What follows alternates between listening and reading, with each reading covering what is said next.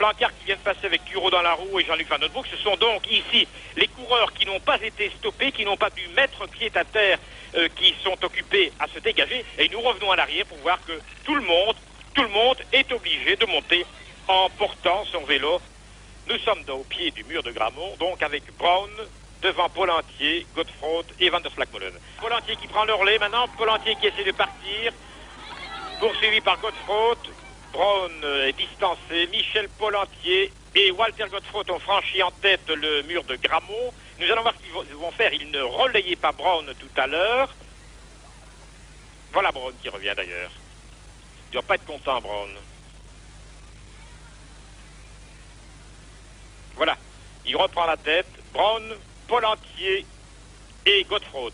Moser qui prend donc le relais de Munck.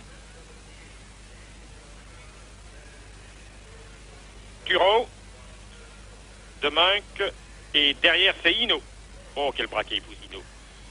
Les trois leaders sont à Merbeek. Ils vont franchir une première fois la ligne d'arrivée.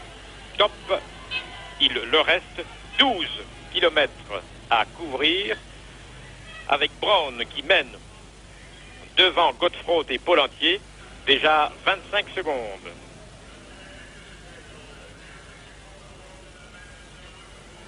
Au moment où on annonce que Tureau vient de subir une crevaison. 35 secondes. 42 secondes. Les favoris sont dans le groupe des poursuivants et peut-être sont-ils occupés à se faire coincer. C'est pour le moment Kuiper qui mène, mais vous voyez que dans la roue, les équipiers de Godefroot font le barrage.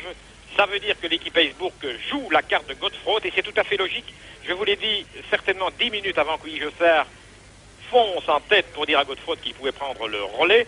Godefroot est sur le papier le plus rapide des trois coureurs qui se trouvent en tête et ce sont aux équipes qui n'ont pas de coureur en tête à faire le travail pour revenir. Et notamment l'équipe de Kuiper et l'équipe de Vlaming et de Moser. 30 secondes, c'est pas beaucoup. 30 secondes, ça représente 400 mètres à peine. On joue la carte de Godefroot, on la joue un peu tard, mais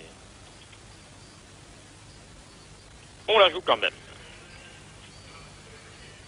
Brown qui fait toujours le forcing. Et l'écart se recreuse un peu. 40 secondes entre les trois premiers et le groupe de poursuivants. À mon avis, il reste peut-être 5 km. Je crois bien que les carottes sont cuites. Si Godefroot et Brown se relaient sans hésitation. Mais le danger va venir certainement d'un démarrage de Pollentier. Pollentier qui a déjà tenté, paraît-il, timidement sa chance tout à l'heure. Et Pollentier qui est paré au sprint, qui doit, lui, essayer de gagner en solitaire. Voilà l'attaque de Pollentier à droite et Godefroot immédiatement dans la roue.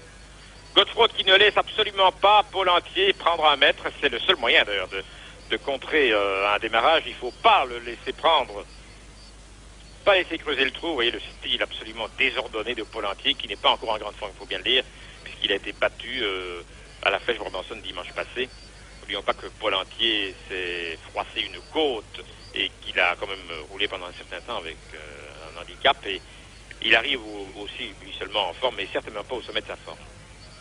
Oui, là-bas dans le fond, le dernier virage à droite, nous allons entrer dans la dernière ligne droite avec dans l'ordre Brown, Godefroot et Pollentier.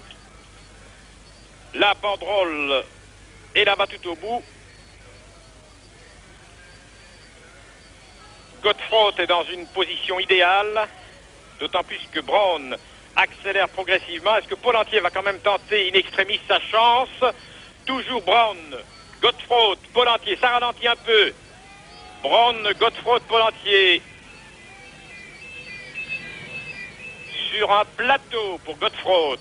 Brown qui accélère, Pollentier qui se dégage, mais Godefroot a compris, il se dégage aussi. Godefroot part en tête.